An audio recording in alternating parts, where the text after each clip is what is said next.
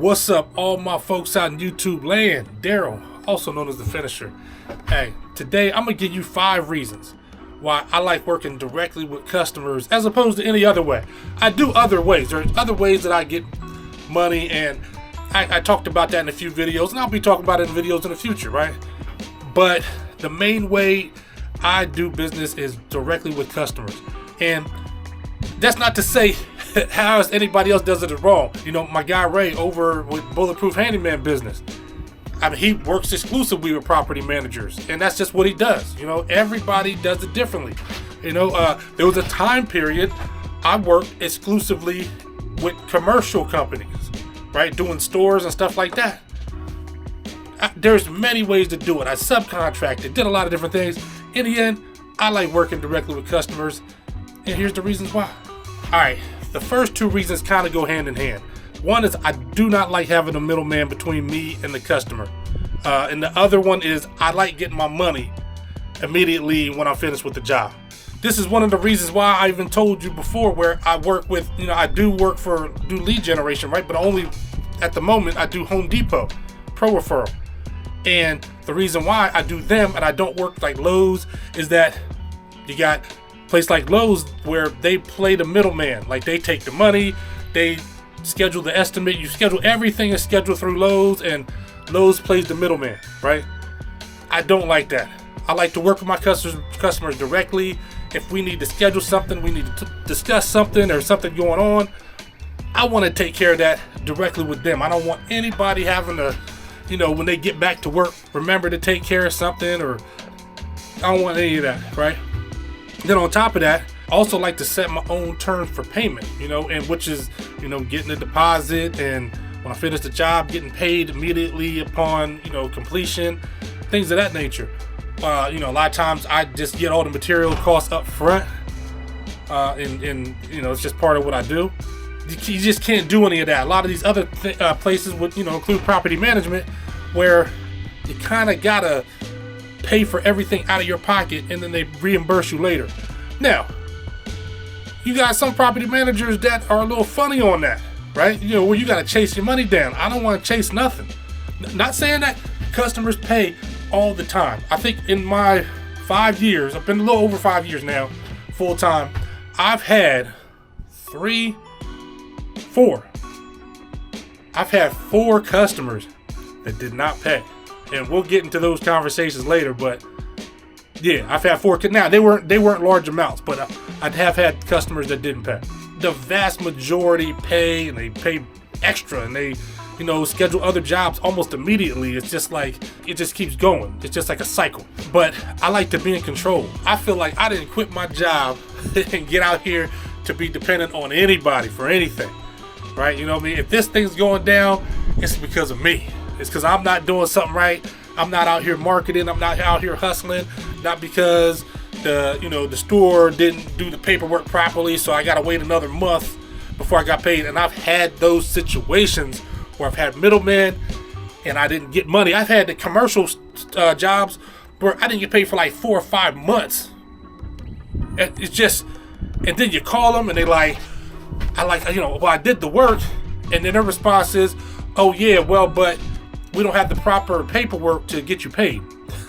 so you sent me to the job with no paperwork. Now all of a sudden you need all this paperwork so you can pay me for the job that I finished already? Like, come on.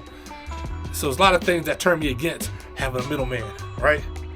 No middleman, payment immediately. Another thing, a lot of the property managers I've met have been on the cheap side.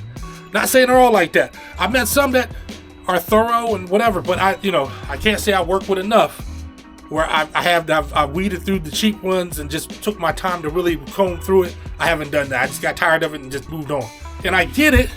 You know, sometimes you're working on rental properties, and rental property owners notoriously don't want to spend money. Like when I was working at Lowe's, we used to have doors and storm doors, and you'd be selling somebody, okay, you know, well, this is what you need and this is whatever, and the guy said, oh, well, it's for a rental. Oh, it's rental.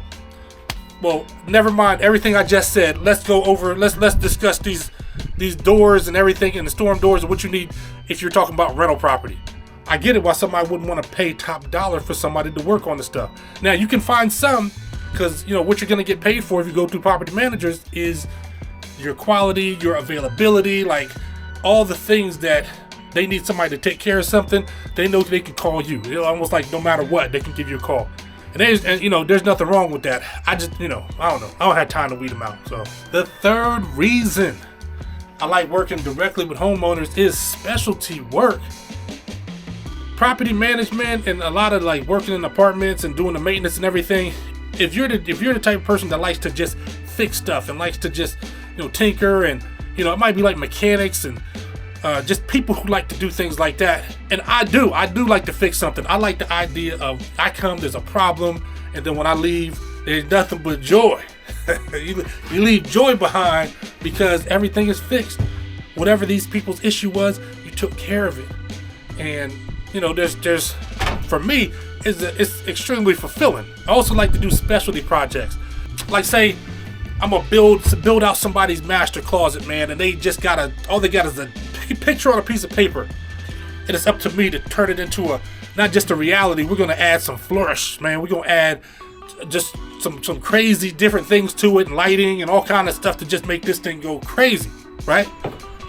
I can't get that with a rental. I can't get that with property managers, man. They want me to fix the sink from leaking and fix the garbage disposal.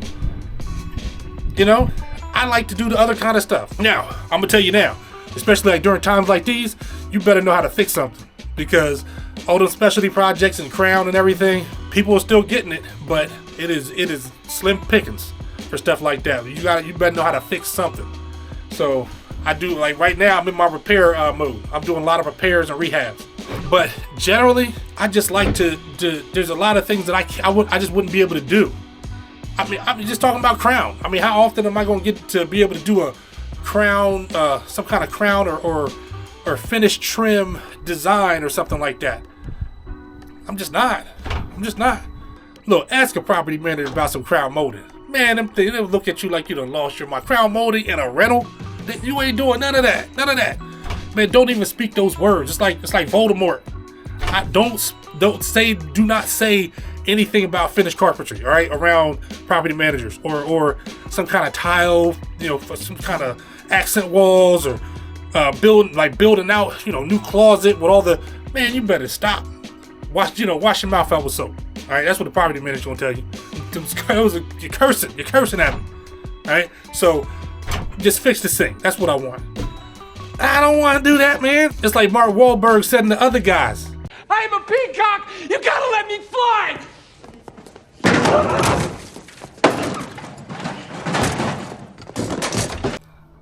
I'm saying. Next, number 4. It seems controversial, I guess, but I like forming relationships with the customers and being like an asset to my community. I don't know. Call me crazy. I can get out here. I charge a lot. I charge a lot for a lot of the work that I do. But I also want the people that I live around in my own community to be able to utilize the services.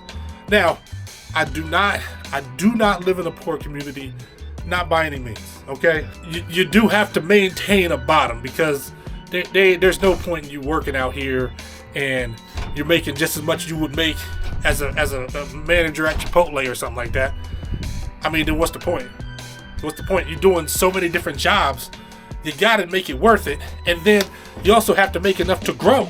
If you want to grow, you want to get the trucks, and you want to be able to, maybe expand, maybe hire employees. I don't know, whatever you want to do. Or if you just want to hold on to that money and just plan for your future, you got to be able to have the money, right? I'm saying that also, but I'm also saying that to say you can do that and still work within your community. I don't know. It's just different. It's probably different wherever you live.